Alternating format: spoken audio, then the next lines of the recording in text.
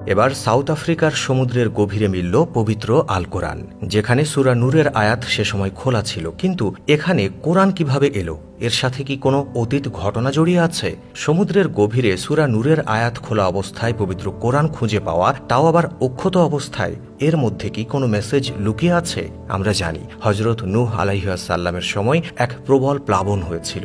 দর্শক, গভীর বিশ্লেষণের পূর্বে জানিয়ে রাখি, এক ডুবুরি প্রথম এই কোরআনের সন্ধান দিয়েছিলেন। প্রতিদিনের মতো সকালবেলা সাউথ আফ্রিকার সমুদ্র গভীরে কিছু ডুবুরি তাদের কাজের জন্য সমুদ্রের তলদেশে রওনা করল। তাদের মাঝে একজন ছিলেন ল্যান্ড হেগোর্টি। তিনি একজন মুসলিম ও দক্ষ ডুবুরি। সব ডুবুরি যখন বিভিন্ন কাজে ব্যস্ত, তখন ল্যান্ড পৌঁছে গেলেন সমুদ্রের অনেক গভীরে, যেখানে সচরাচর কেউ যায় না। তার উদ্দেশ্য সেখানে যদি তিনি কিছু পান।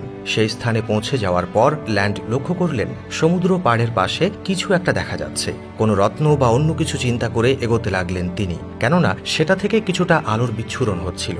কাছে যেতেই মনে হলো এটা কোনো একটা বই। কিন্তু তিনি যখন বইটির একদম কাছে গেলেন, দেখতে পেলেন বইটি আর অন্য কোনো বই নয়, এটি স্বয়ং লাউহে মাহফুজ থেকে আসা আল কোরআন।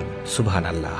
আর দর্শক, সে সময় যে সূরাটি ওল্টানো ছিল কোরআনের পাতায়, তা ছিল সূরা নূর এর আয়াত, যার অর্থ ছিল অনেকটা এমন: যারা আল্লাহর ইবাদত করবে এবং তার কথা অনুযায়ী জীবন যাপন করবে, তাদের জন্য রয়েছে মহা পুরস্কার। আর যারা আল্লাহর বিধানকে অস্বীকার করবে এবং তার দেখানো পথে চলবে না, তাদের জন্য রয়েছে কঠিন থেকে কঠিনতর শাস্তি। সুতরাং বোঝাই যাচ্ছে নূহ আলাইহিসসালামের সময়কালের কথা মনে করিয়ে দিচ্ছে।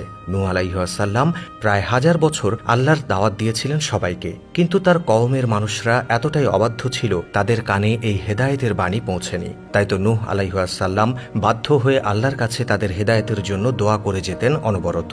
মহান আল্লাহ তাআলা তার বান্দাদের সুযোগ দেন, সুযোগ দিতেই থাকেন, ছাড় দিতে থাকেন, কিন্তু ছেড়ে দেন না। নূহ আলাইহিসসালামের বান্দাদেরও তিনি সুযোগ দিয়েছেন। তারা নূহ আলাইহিসসালামের কথাকে গ্রাহ্যই করত না। তারা তার ও আল্লাহর অবাধ্যতা করতেই ব্যস্ত সময় পার করত। এত কিছুর পর নূহ আলাইহিসসালাম আল্লাহর কাছে দোয়া করলেন তাদের শেষ করে দিতে। আর তখনই মহান আল্লাহ তাআলা নৌকা তৈরির আদেশ দিলেন। এই নৌকা নিয়ে কাফেররা বিদ্রূপ করেছিল, যা মাথা পেতে সহ্য করেছিলেন আল্লাহ পাকের শ্রেষ্ঠ নবী নূহ আলাইহিসসালাম। আর এরপরেই দুনিয়া জুড়ে নেমে আসে সর্বকালের সবচেয়ে ভয়ঙ্কর বন্যা, যাতে ডুবে গিয়েছিল বড় বড় সব পাহাড়। এমনকি নূহ আলাইহিসসালামের পুত্র স্ত্রীও সেদিন পানিতে ডুবে গিয়েছিল, কারণ তারাও ঈমান আনেনি আল্লাহর প্রতি। তারাও যোগ হয়েছিল অবিশ্বাসীদের তালিকায়। শুধু বেঁচে রইল তারাই যারা আল্লাহর ইবাদত ও আনুগত্য প্রকাশ করেছেন। অর্থাৎ যারা আল্লাহর অনুগত থাকবে, তারাই কেবল পাবে মহান পুরস্কার। আর যারা আল্লাহর ইবাদত করবে না, তাদের জন্য রয়েছে মহাশাস্তি। এই মেসেজ কি সেই ডুবুরির মাধ্যমে আবারও আল্লাহ তাআলা আমাদের মাঝে দিলেন? কি মনে হয় দর্শক? কমেন্টে জানাবেন। আজ এখানেই বিদায় চাইছি। এতক্ষণ সঙ্গে থাকার জন্য ধন্যবাদ।